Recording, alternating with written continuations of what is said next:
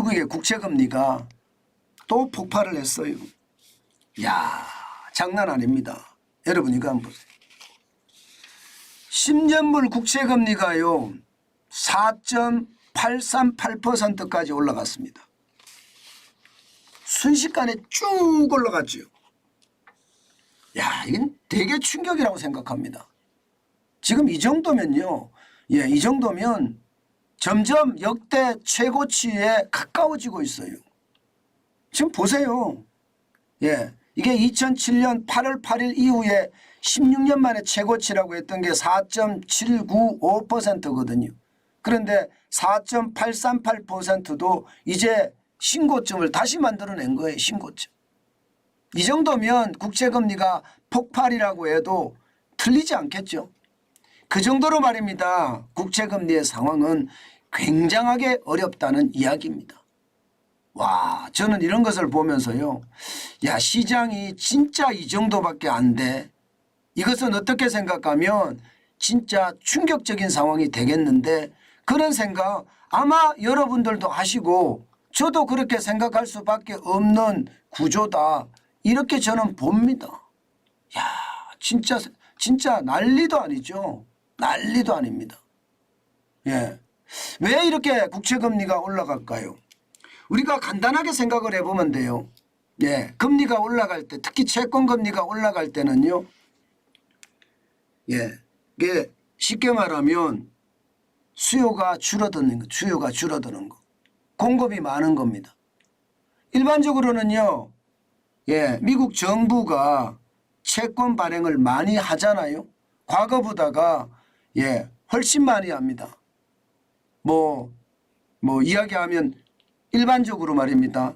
한 950억 달러 정도 예, 채권을 발행하다가 1,050억 달러로 올렸잖아요. 그러니까 채권 발행 자체가 많아요. 게다가 일본도 중국도 지금 심상치 않습니다. 일본도 중국도 말입니다. 결국은 외국인들이 빠진 자리를 메우기 위해서 미국 국채를 팔고 있습니다. 미국 국채를 판다는 것은 여러분 미국 국채가 시장에 물량이 많이 나온다는 뜻이죠. 유럽도 저는 마찬가지라고 생각해요. 유럽은 자기 살기도 지금 급하거든요. 그러니까 미국 국채를 팔 수밖에 없거든요. 사실 우리도 팔잖아요. 우리도. 외국인들이 빠진 자리를 메꾸기 위해서 말입니다. 그러면 국채 물량이 많이 나오니까 채권의 금리는 계속 올라갑니다. 물량이 많으면 국채 사는 사람들한테 간단합니다. 내가 가격은 할인해 줄게. 대신에 수익률은 높여줄게. 이 수익률이 이자거든요. 이자거든요. 금리거든요. 예, 수익률이. 그럼 수익률 높여주고 가격은 할인해 주고 그러면 살 거 아니에요. 이렇게 사니까 국채금리가 지금 폭등하고 있는 겁니다. 결국 이것은요. 결국 말입니다. 시장에 침체라는 예, 그런 단어는 예, 쉽지 않다는 이야기예요. 잘 나간다는 뜻입니다. 그러니까 무조건 말입니다. 지금 이야기하기를요. 시장한테다가 예, 지금 예, 채권을 사라 이렇게 이야기하고 있는 뜻입니다. 자, 이러다 보니까 여러분 오늘 주식시장은요. 난리도 아니었습니다. 난리도 아니었어요. 한번 보실래요? 보시다시피 나스닥 기술주 중심의 나스닥 종합지수 많이 떨어질 때는요. 이게 예, 1,300원대까지 13,000원대까지 떨어지다가 13,533.75로 마감했습니다. 0.25% 떨어졌거든요. 34.75가 빠졌어요. 올라간 듯 했거든요. 올라간 듯 하다가 그냥 빠지기 시작하더니 내리꽂았습니다. 여기에다가 말입니다. S&P 500 지수는 약보합으로 마감했고요. 0.01% 0.43이 올라서 4,373.20으로 마감했거든요. 다우산업지수는 강보합으로 마감했습니다. 0.04% 13.11이 올랐고요. 33,997.65로 마감했습니다. 이렇게 말입니다. 등락 롤러코스터 장세를 계속 이렇게 펼친 것은요. 이게 국채금리가 올라가서 시장에 대한 충격이 왔던 것도 사실이거든요. 국채금리가 올라가기 시작을 하니까 S&P 500 지수처럼 장 중반에 내려가기 시작했어요. 장 중반에. 그렇지만 장중에 또 하나의 지표들이 발표가 되면서 혼조세 그야말로 난리를 쳤다 그렇게 이야기할 수가 있습니다. 바로 이게 생산 산업 생산입니다. 9월에 0.3을 기록했습니다. 이게 시장의 예측치보다는 높아졌습니다.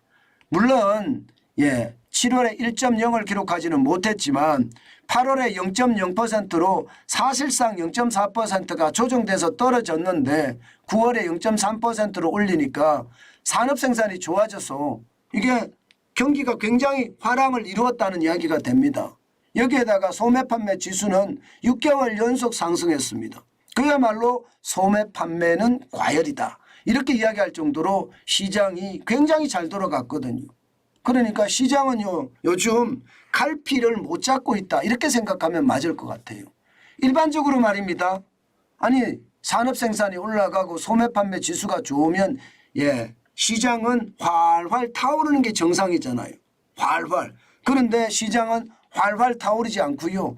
결국은 꼬꾸라졌거든요. 그게 이제 국채금리가 올라가니까 결국은 시장에서는요. 산업 생산도 좋고 소비도 좋아?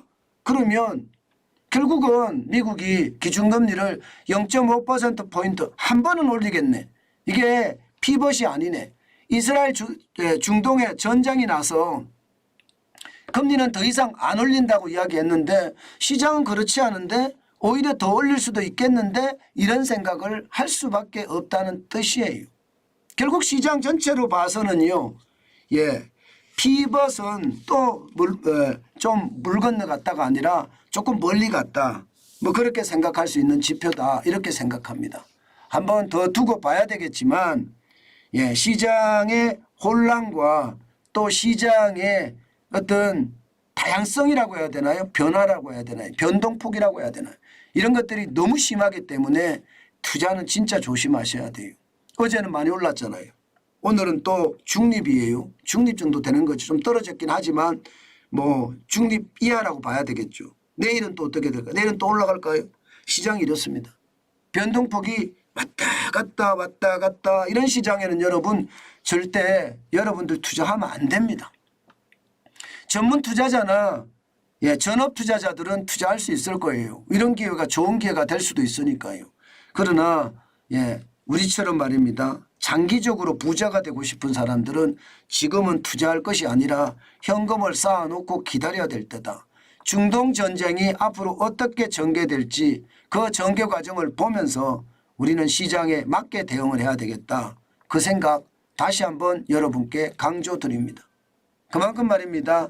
상황이 그렇게 녹록지는 않습니다. 그만큼 어렵다는 뜻입니다. 투자는요. 호시우보입니다. 호시우보. 호랑이 눈으로 시장을 경계하면서요. 소의 발걸음으로 뚜벅뚜벅 걸어가는 것. 소의 발걸음으로 뚜벅뚜벅 걸어가는 것은 소신을 가지고 현금을 쌓아가자는 그런 의미가 강하다는 거 다시 한번 여러분께 말씀 올립니다.